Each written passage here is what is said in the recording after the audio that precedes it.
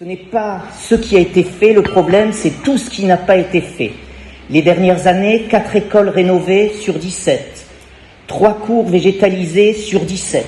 Voilà la réalité. Et pendant ce temps-là, nos enfants étudient dans des classes surchauffées, jouent dans des cours transformés en véritables plaques chauffantes. Alors pourquoi continuer à avancer au rythme d'une cour végétalisée de temps en temps et d'une école rénovée par-ci par-là quand les circonstances exigent un changement d'échelle? Isolons toutes les écoles maintenant, végétalisons toutes les cours maintenant, plantons des arbres maintenant, végétalisons les toitures et les murs lorsque c'est pertinent maintenant, installons des zones d'ombre et des brumisateurs dans les écoles maintenant. Nous pouvons décider ce soir, c'est un sujet grave s'il vous plaît, nous pouvons décider ce soir que l'adaptation au changement climatique devient la priorité numéro 1 de la ville. La question n'est donc plus de savoir si nous pouvons le faire, la question est simple, avons-nous réellement quelque chose de plus important à faire que de protéger les enfants de Meudon? Merci.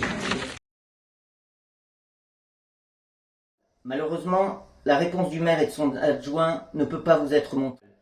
Depuis plusieurs années, nous demandons que les conseils municipaux soient intégralement filmés afin que chacun puisse juger des débats par lui-même. Cette demande a toujours été refusée. Alors, que nous a-t-on répondu?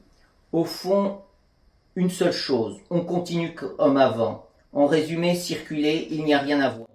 Aucune accélération n'a été décidée, aucun plan d'urgence n'a été voté et aucune mesure exceptionnelle n'a été adoptée, malgré la pétition des parents d'élèves et les nombreux courriers d'alerte des écoles. Nous ne reprochons pas à la municipalité de n'avoir rien fait, nous lui reprochons d'avoir refusé d'accélérer, alors même que cette vague de chaleur a démontré que le rythme actuel n'était plus suffisant. À ce rythme, il faudra encore de nombreuses années avant que toutes les écoles et toutes les crèches de Meudon soient adaptées aux fortes chaleurs. Et le changement climatique, lui, n'attendra pas. Au lieu de débattre sereinement de cette urgence, le maire s'est vivement emporté. Il m'a demandé d'arrêter de déblatérer et m'a expliqué que je n'étais qu'un professeur et que je n'y connaissais rien.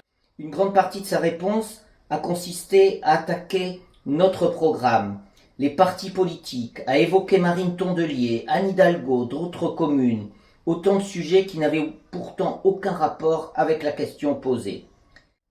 Il est même allé jusqu'à affirmer que le programme de rénovation des écoles de Meudon était tellement exemplaire que certaines communes d'Île-de-France auraient appelé la mairie pour demander conseil. Je laisse chacun apprécier cette affirmation au regard de ce que les parents, les enseignants et les enfants meudonnais viennent de vivre.